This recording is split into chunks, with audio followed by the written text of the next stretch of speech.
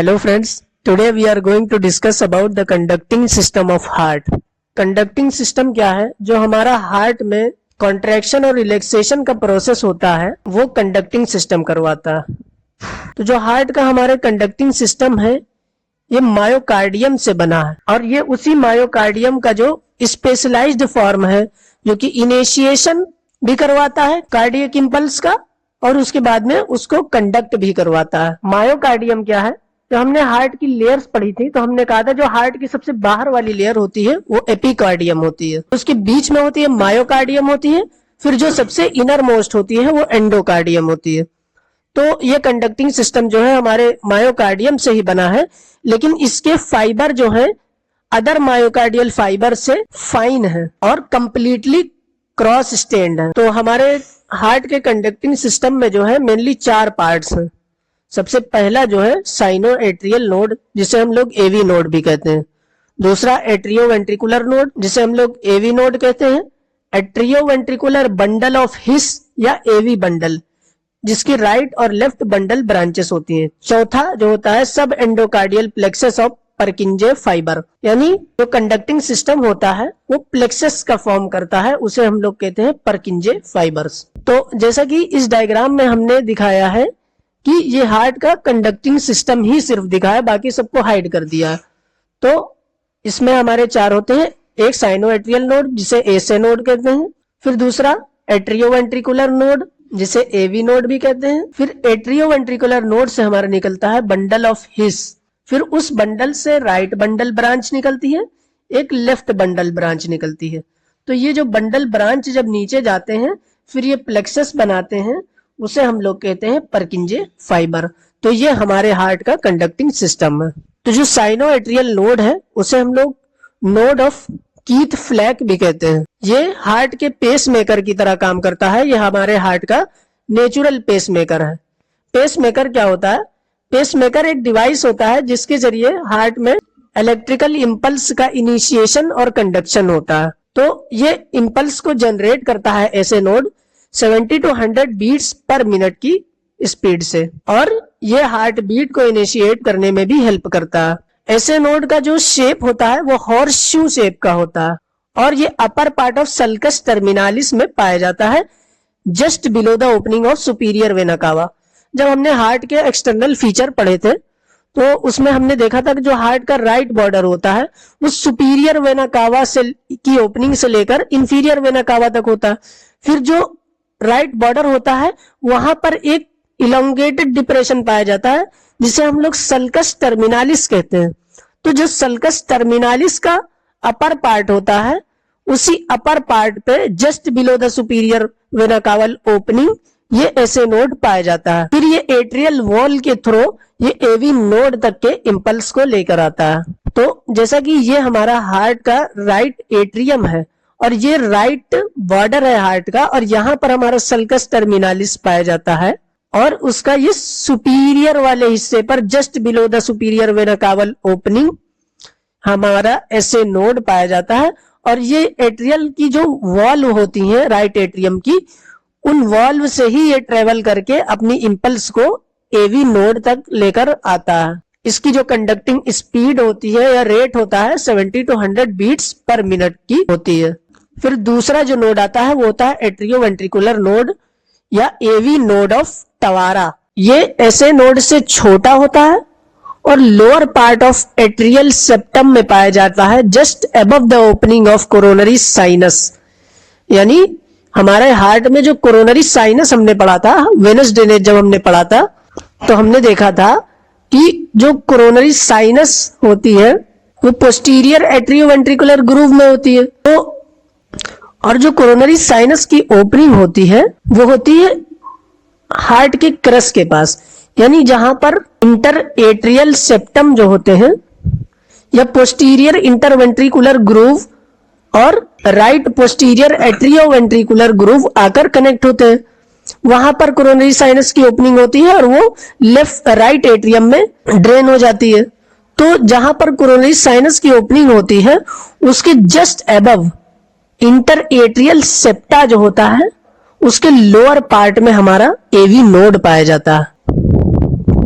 तो जो हमारा एवी नोड होता है ये 40 to 60 बीट पर मिनट के रेट से इंपल्स जनरेट करने की कैपेसिटी रखता है। फिर जो तीसरा आता है वो होता है एट्रियोवेंट्रिकुलर बंडल या एवी बंडल, या इसे हम लोग बंडल ऑफ हिस भी कहते हैं। तो एट्रियल और वेंट्रिकुलर मस्कुलेचर के बीच में यही एक मस्कुलर कनेक्शन है जो कि एट्रियल और वेंट्रिकुलर मस्कुलेचर को आपस में कनेक्ट करता है। ये एट्रियोवेंट्रिकुलर नोड या एवी नोड से वो क्रॉस करते हुए एवी रिंग तक पहुंचता है। यानी ये एट्रियोवेंट्रिकुलर नोड से शुरू होता है, उसके बाद एवी रिंग को क्रॉस करता है, फिर posterior inferior border of the membranes part of ventricular septum तक पहुंच जाता है। यानी ये हमारा एवी नोड है और ये यहां से बंडल ऑफ हिस निकलता है। फिर यहां से एवी नोड से शुरू होता है और एवी रिंग को ये क्रॉस करते हुए पोस्टीरियर पार्ट में पहुंच जाता है, जहां पर वेंट्रिकुलर सेप्टम जो होते हैं, यानी जो सेप्टम वेंट्रिकल्स को आपस में सेपरेट करते हैं, उसके पोस्टीरियर इंफीरियर जो पार्ट होता है उसका मेम्ब्रेनस पार्ट, वहां तक वो ये पहुंच जाता है। फिर जो वेंट्रिकुलर सेप्टम होता है उसका जो मस्कुलर पार्ट होता है उसके अपर पार्ट में ही ये डिवाइड हो जाता है राइट बंडल ब्रांच में और लेफ्ट बंडल ब्रांच में। तो एवी नोड से निकल के एवी रिंग को क्रॉस करते हुए वेंट्रिकुलर सेप्टम के मस्कुलर पार्ट के अबव वाले हिस्से पर ही ये डिवाइड हो जाता है राइट बंडल ब्रांच में और लेफ्ट बंडल ब्रांच में। फिर जो राइट बंडल ब्रांच होती है वो डाउनवर्ड ट्रेवल करती है और राइट की तरफ राइट इंटरवेंट्रिकुलर सेप्टम में चली जाती है। फिर उसका एक पार्ट जो होता है वो मॉडरेटर बैंड में चला जाता है anterior part of right ventricle में आने के लिए, और वहां पर जा करके ये डिवाइड होता है और कुछ प्लेक्सस का फॉर्मेशन करता है जिसे हम लोग कहते हैं परकिंजे फाइबर। फिर जो लेफ्ट ब्रांच होती है एवी बंडल की वो डाउनवर्ड ट्रेवल करती है और लेफ्ट साइड में जाती है इंटरवेंट्रिकुलर सेप्टम के थ्रू। फिर ये लेफ्ट वेंट्रिकल से डिस्ट्रीब्यूट हो जाती है और यहां पर आकर ये भी डिवाइड हो जाती है छोटे छोटे परकिंजे फाइबर्स में। फिर परकिंजे फाइबर क्या है? ये भी सब एंडोकार्डियल प्लेक्सस है। प्लेक्सस जब भी हम शब्द इस्तेमाल करते हैं एनाटॉमी में उसका मतलब होता है कोई नेटवर्क। तो ये फाइबर का प्लेक्सस है जो कि लार्ज पेल फाइबर है जो कि स्ट्रिएटेड होते हैं, यानी मल्टीपल लेयर्ड होते हैं। अपने मार्जिन पर ये मल्टीपल लेयर दिखाई देते हैं और इनमें डबल न्यूक्लियाई पाए जाते हैं। ये जो परकिंजे फाइबर होते हैं ये 20 to 35 beats per minute impulse generate की कैपेसिटी रखते हैं। फिर अब हम लोग बात करेंगे कंडक्टिंग सिस्टम जो है हमारा, इसकी ब्लड सप्लाई कैसे होती है। जो लेफ्ट ब्रांच है एवी बंडल का हमारे, उसे हमारी लेफ्ट कोरोनरी आर्टरी सप्लाई करती है। उसके अलावा पूरे कंडक्टिंग सिस्टम को हमारी राइट कोरोनरी आर्टरी सप्लाई करती है। 40% केस में ऐसा देखने को मिलता है कि जो हमारा एसए नोड है उसे लेफ्ट कोरोनरी आर्टरी सप्लाई करती है। फिर जो टॉपिक आता है वो आता है इंटरनोडल ट्रैक्ट, यानी कौन से ट्रैक्ट से इंपल्स ट्रेवल करती है। तो जो एसए नोड है वो एवी नोड से कनेक्ट है 3 इंटरनोडल ट्रैक्ट्स के थ्रू। तो जो सबसे पहला ट्रैक्ट है वो एंटीरियर ट्रैक्ट या बैचमैन ट्रैक्ट ऑफ बैचमैन भी कहते हैं, जो कि antero superior part of the S A node को एवी नोड से कनेक्ट करता है। जैसा कि यहाँ पर ये जो डॉटेड लाइन है ये ट्रैक्ट है, इंटरनोडल ट्रैक्ट है। तो एंटीरियर और सुपीरियर पार्ट जो होता है एसए नोड का, उसको जो एवी नोड के साथ कनेक्ट करता है वो एंटीरियर इंटरनोडल ट्रैक्ट या बैचमैन ट्रैक्ट कहलाता है। जो ट्रैक्ट ऑफ बैचमैन है ये सुपीरियर वेना कावा की जो ओपनिंग होती है उसके फ्रंट से पास होके इंटर एट्रियल सेप्टम में चला जाता है। यानी ये जो हमारा सुपीरियर और एंटीरियर पार्ट होता है ऐसे नोड का, यहां से ये ट्रैक्ट निकलता है और यहां पर हमारी सुपीरियर वेना कावा की ओपनिंग होती है। यहां से ये पास करते हुए यहां पर इंटर एट्रियल सेप्टम होता है, यहां पर चला जाता है, यहां पर हमारा एवी नोड तक पहुंच जाता है, इंपल्स को एवी नोड तक पहुंचाता है। फिर जो दूसरा ट्रैक्ट है वो है middle tract, Wenckebach tract. तो ये postero inferior part of SA node को एवी नोड से कनेक्ट करता है। वो एंटीरो सुपीरियर पार्ट को कनेक्ट कर रहा था और ये postero inferior part of SA node को एवी नोड से कनेक्ट करता है। तो ये जो सुपीरियर वेना कावा की ओरिफिस होती है उसके बिहाइंड से पास होकर के इंटर एट्रियल सेप्टम में चला जाता है। तो ये हमारा मिडल ट्रैक्ट है, इसे हम लोग वेंक बैच ट्रैक्ट भी कहते हैं। तो ये पोस्टीरियर और इंफीरियर पार्ट जो होता है ऐसे नोड का, इसको कनेक्ट करता है एवी नोड से। फिर जो सुपीरियर वेना कावल ओरिफिस होती है उसके बिहाइंड से होते हुए ये इंटरएट्रियल सेप्टम में चला जाता है। जो तीसरा ट्रैक्ट है वो पोस्टीरियर ट्रैक्ट है, या हम लोग उसे टोरल ट्रैक्ट भी कहते हैं। तो ये पोस्टीरो इंफीरियर पार्ट ऑफ ऐसे नोड को एवी नोड के साथ कनेक्ट करता है।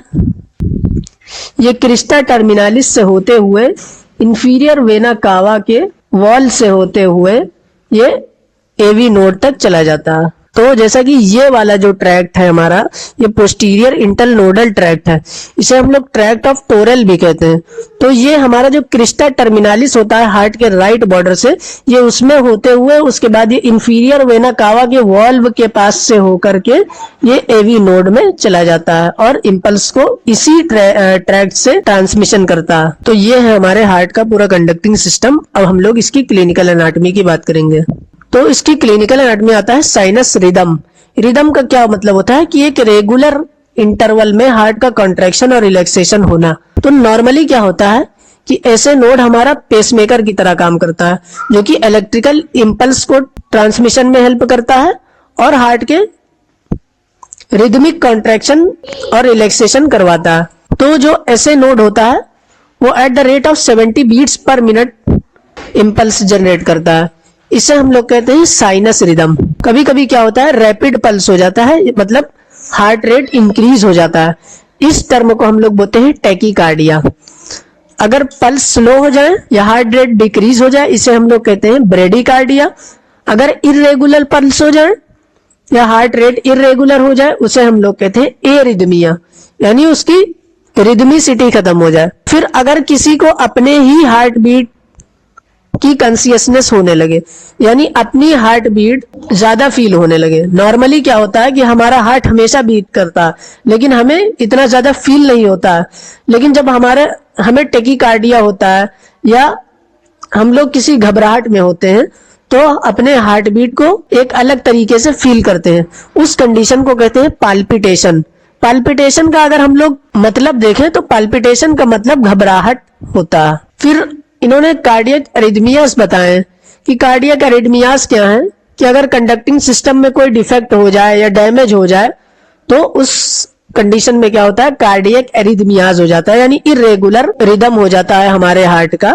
तो जो नॉर्मल रिदम ऑफ कंट्रैक्शन होता है उसमें डिफेक्ट आ जाता है इस कंडीशन में। अगर हमारे हार्ट में कोई वास्कुलर रीजन हो जाए तो ये भी एक वैरायटी है एरिथमिया का कॉज होता है। यानी अगर वास्कुलर रीजन जो है, वास्कुलर लीजन्स जो है, ये भी एरिथमिया का एक वैरायटी ऑफ कॉज है। हार्ट ब्लॉक क्या है? अगर ब्लड सप्लाई एवी नोड को कम हो जाए या बंडल हीस को कम हो जाए तो जो वेंट्रिकल है वो फंक्शनली डिसोसिएट हो जाएगा ऐसे नोड से। इस कंडीशन को हम लोग कहेंगे हार्ट ब्लॉक। तो जब हार्ट ब्लॉक होगा तो इस कंडीशन में ये होगा कि एट्रिया जो है वो तो नॉर्मली कॉन्ट्रैक्ट करेंगी ऐसे नोड की रिदम की नॉर्मल स्पीड से 70 टाइम्स पर मिनट, लेकिन वेंट्रिकल जो होंगे उसकी कॉन्ट्रैक्शन स्लो हो जाएगी 25 to 30 टाइम्स पर मिनट। फिर आता है आर्टिफिशियल कार्डियक पेसमेकर। तो आर्टिफिशियल कार्डियक पेसमेकर हम लोग कब लगाते हैं? जब हमारा नेचुरल पेसमेकर यानी ऐसे नोड खराब हो जाता है, डैमेज हो जाता है। तो आर्टिफिशियल कार्डियक पेसमेकर एक स्मॉल डिवाइस है जो कि एक रिस्ट वॉच की साइज का होता है। इसको हम लोग चेस्ट में प्लेस करते हैं हार्ट बीट को कंट्रोल करने के लिए। पेसमेकर जो होता है वो पल्स को जनरेट करता है बैटरी के साथ में। एक बैटरी होती है, उसमें वायर होता है, इलेक्ट्रोड होता है, वो वेंट्रिकल को स्टिमुलेट करता है। पेसमेकर उन पेशेंट्स में यूजफुल होता है जिनको कार्डियक एरिथमियाज होता है या हार्ट ब्लॉक हो जाता है, यानी जिनकी हार्ट की कॉन्ट्रैक्शन रिलैक्सेशन जो है इरेगुलर होती है या हार्ट ब्लॉक होता है। उस कंडीशन में हम लोग पेसमेकर लगाते हैं। तो ये घड़ी की तरह होता है, रिस्ट वॉच की तरह होता है, जो कि चेस्ट में फिट किया जाता है। इसमें जो हमारी लेफ्ट सबक्लेवियन वेन होती है उसी के नीचे जस्ट लगाया जाता है, और इसमें जो वायर होता है उसको हम लोग हार्ट से कनेक्ट कर देते हैं, और जो कि वेंट्रिकल को स्टिमुलेट करने में हेल्प करता है। उसके बाद में आता है कार्डियोपल्मोनरी रिससिटेशन। ये चीज क्या है कि जब अगर किसी को कार्डियक अरेस्ट होता है, कार्डियक अरेस्ट हमने बताया था कि अगर हार्ट एकदम से बीट करना बंद कर दे, एकदम से हार्ट रुक जाए और वेंट्रिकल्स में ब्लड भर जाए, तो उस कंडीशन में ये कार्डियोपल्मोनरी रिससिटेशन यूजफुल होता है, जो हार्ट को रीस्टार्ट और कार्डियक आउटपुट को रिस्टोर करने में और पल्मोनरी वेंटिलेशन को दोबारा से शुरू करने में हेल्प करता है। ये एक लाइफ सेविंग इमरजेंसी प्रोसीजर है। इस प्रोसीजर में हम लोग क्या करते हैं, प्रेशर अप्लाई करते हैं स्टर्नम के ऊपर eight the rate of 100 to 120 पर मिनट, यानी स्टर्नम बोन जो हमारी होती है, ब्रेस्ट बोन होती है, उसके ऊपर प्रेशर अप्लाई करते हैं 2 इंच की डेप्थ में अगर एडल्ट है, और 1 मिनट में 100 से 120 बार उस पर प्रेशर अप्लाई करते हैं। तो इंक्रीज प्रेशर की वजह से क्या होता है, जो हार्ट में ब्लड जमा हुआ होता है वो उसे ग्रेट वेसल्स के थ्रू बाहर निकाल देता है। तो जब हम लोग एक्सटर्नल प्रेशर को कम करते हैं और इंटरनल प्रेशर को बढ़ाते हैं, तो वो वेनस रिटर्न में हार्ट के हेल्प करता है, और जो ब्लड हमारा वेंट्रिकल्स में जमा हुआ है वो ग्रेट वेसल्स के थ्रू दोबारा से फ्लो होना शुरू हो जाता है इस कार्डियोपल्मोनरी रिससिटेशन की हेल्प से। तो जैसा कि इस डायग्राम में इन्होंने दिखाया कि अगर किसी को अचानक से कार्डियक अरेस्ट हो जाए, यानी हार्ट काम करना बंद कर दे, तो हम लोग स्टर्नम के ऊपर प्रेशर देते हैं 2 इंच की डेप्थ में 100 to 120 टाइम्स पर मिनट के रेट से, ताकि जो अंदर का प्रेशर है वो बाहर के प्रेशर के मुकाबले में बढ़ जाए, और जो वेंट्रिकल्स में ब्लड स्टोर है, ब्लड जमा हुआ है, वो ग्रेट वेसल्स के थ्रू सर्कुलेशन दोबारा से शुरू हो जाए। और कभी कभी तो ऐसा होता है कि ये प्रोसीजर हमारा काम कर जाता है और कार्डियक अरेस्ट वाला जो पेशेंट है वो दोबारा से उसका हार्ट काम करने लगता है और वो डेथ से बच जाता है। तो ये था हार्ट का कंडक्टिंग सिस्टम और उसकी क्लिनिकल एनाटॉमी। Thank you.